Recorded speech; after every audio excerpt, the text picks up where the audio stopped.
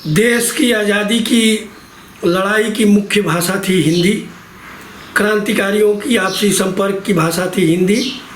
इसलिए जब देश आज़ाद हुआ तो इसको राजभाषा के रूप में संविधान सभा ने स्वीकार किया और 14 सितंबर 1949 को हिंदी इस देश की राजभाषा बनी। हमारे देश में आज भी अंग्रेजी चल रही है। कब तक हम अंग्रेजी के गुलाम बने रहेंगे? भारत में भारतीय भाषा का होना बहुत ज़रूरी है।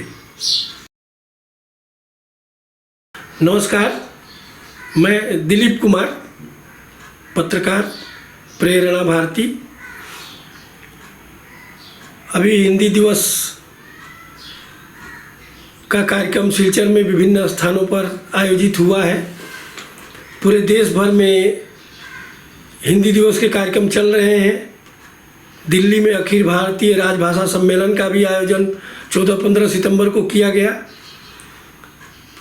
संविधान सभा द्वारा बनाई गई भाषा समिति ने 14 सितंबर 1949 को हिंदी को राजभाषा के रूप में स्वीकार किया। उस समय ये राजभाषा अधिनियम के अंतर्गत निर्णय लिया गया था कि 15 वर्षों तक ज़रूरत है जब तक अंग्रेजी में काम किया जाएगा। 15 वर्षों के पश्चात पूरे देश में हिंदी में काम शुरू होगा। किंतु 15 वर्ष पूर्ण होने से पहले ही 1963 में राजभाषा संशोधन अधिनियम ले आकर के और अंग्रेजी को जारी कर दिया गया। अभी राजभाषा अधिनियम कहता है कि जो भी भारत सरकार के कार्यालय हैं उनमें हिंदी के साथ साथ अंग्रेजी भी रहेगी। अंग्रेजी में काम होगा और हिंदी में भी काम होगा। इसके वजह से हमारे देश में आज अंग्रेज चले गए और अंग्रेजी का वर्चस्व आज भी कायम है। राजभाषा को लेकर के अंग्रेजी के वजह से अनावश्यक भाषाई विवाद देश भर में होते रहते हैं।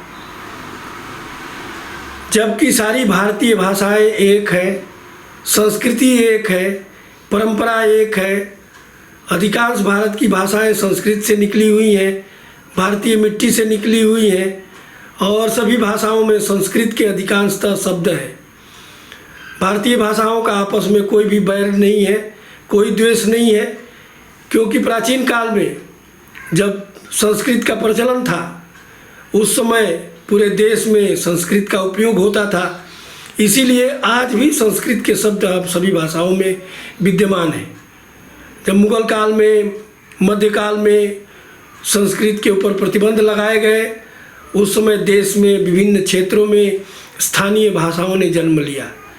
ये स्थानीय सभी भाषाएं सहोदर हैं। वो हिंदी के साथ साथ असमिया, बंगला, गुजराती, उड़िया, मराठी, कन्नड़, तमिल, तेलुगु सभी भाषाएं सहोदर हैं, भारतीय हैं। इनका आपस में कोई भी द्वंद्व नहीं है। सभी भाषाओं के विकास के लिए सरकार काम कर रही है और आने वाले दिनों में भारतीय भाषा समिति के माध्यम से ऐसे टूल्स तैयार किए जा रहे हैं कि एक भाषा से दूसरी भाषा में अनुवाद आसानी से हो सकेगा। और आज भी गूगल में हम लोग अंग्रेजी से हिंदी, हिंदी से बंगला, बंगला से उड़िया, उड़िया इस प्रकार से भारतीय कई भाषाओं में अनुवाद उपलब्ध है। तो दुनिया के जितने भी देश हैं सभी देशों में अपनी अपनी भाषा का प्रयोग किया जाता है। चीन में चीनी भाषा प्रयोग होती है, जापान में जापानी भाषा प्रयोग होती है, जर्मन में जर्मनी भाषा प्रयोग होती है, फ्रांस में फ्रेंच प्रयोग होती है। हर देश की अपनी भाषा है, किंतु आज भारत की अपनी एक भाषा पूरे देश में चल नहीं रही है। यह जरूरी है। देश का विकास तभी तक होगा जिसको न निज भाषा तथा निज देश का अभिमान है, वह नर नहीं पशु निरा है और मृतक समान है।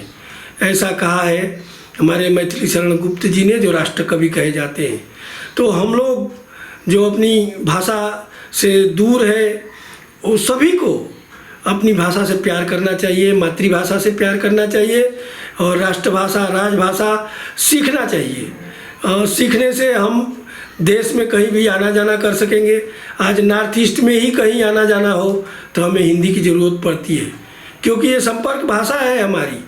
हम असम में रहते हैं, यहाँ से नागालैंड जाना है, अरुणाचल जाना है, मिजोरम जाना है तो हिंदी की ज़रूरत पड़ती है। दक्षिण भारत में जाना है हिंदी की ज़रूरत पड़ती है। दिल्ली जाना है, पटना जाना है, कहीं भी जाना है तो हिंदी आवश्यक है। तो ये आज जो हिंदी माह में हम लोग हिंदी के कार्यक्रम कर रहे हैं, ये एक दिन एक हफ्ता पखवाड़ा कार्यक्रम करने से नहीं होने वाला है। ऐसे तो युवा पीढ़ी में परिवर्तन आ रहा है। तमाम विश्वविद्यालयों में जो युवक शिक्षित हो रहे हैं, हिंदी का प्रयोग का प्रचलन बढ़ रहा है। और जो भारतीय सिनेमा, और विशेष करके मैं उल्लेख करना चाहूँगा कि जब रामायण सीरियल जब देश में आया तो पूरे देश ने उसको देखा। जब रामायण सीरियल चलता था टीवी के ऊपर तो गलियां सुनी हो जाती थी और लोग देखते थे, वहाँ पर भाषा बाधा नहीं बनी। प्राचीन काल में जब साधु संत घूमते थे, पूरे देश में भ्रमण करते थे, भाषा बाधा नहीं बनती थी। आज भी भाषा बाधक नहीं है। हम लोगों के लिए भाषा एक माध्यम है अभिव्यक्ति का। हम सभी लोगों को जो देशभक्त हैं, जो देश प्रेमी हैं, जो देश की उन्नति चाहते हैं, उन्हें हिंदी को सीखना चाहिए।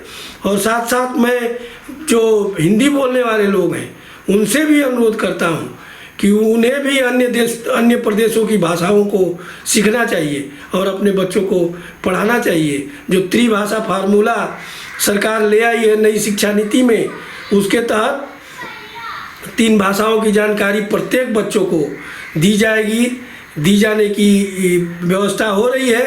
तो आने वाले 15-20 वर्षों में जो न्यायालय में अंग्रेजी चल रही है, जो तकनीकी संस्थानों में चल रही है, चिकित्सा संस्थानों में जो चल रही है, सभी जगह धीरे धीरे रिप्लेस करके और सरकार भारतीय भाषाओं में शिक्षा को लागू करने और पत्राचार को लागू करने के लिए प्रयत्नशील है। मैं हिंदी महीने में हिंदी दिवस के उपलक्ष्य पर मैं सभी देशवासियों से और असमवासियों से, बराकवासियों से ये अनुरोध करता हूँ, प्रार्थना करता हूँ, निवेदन करता हूँ कि आइए हम सभी मिलकर और अपने देश को मजबूत बनाएं, अपने देश की राष्ट्रभाषा को अपनाएं। और पूरे दुनिया में जो कवि गुरु रविन्द्रनाथ ठाकुर ने कहा कि भारत आबार जगत सभाए श्रेष्ठ आसन लबे, तो भारत को फिर से विश्व गुरु के पद पर स्थापित करना है तो हमें अपने देश के लिए एक भाषा सीखना सभी के लिए ज़रूरी है। आज के दिन में मैं इतना ही बोलते हुए अपनी वाणी को विराम देता हूँ। वंदे मातरम। भारत माता की जय।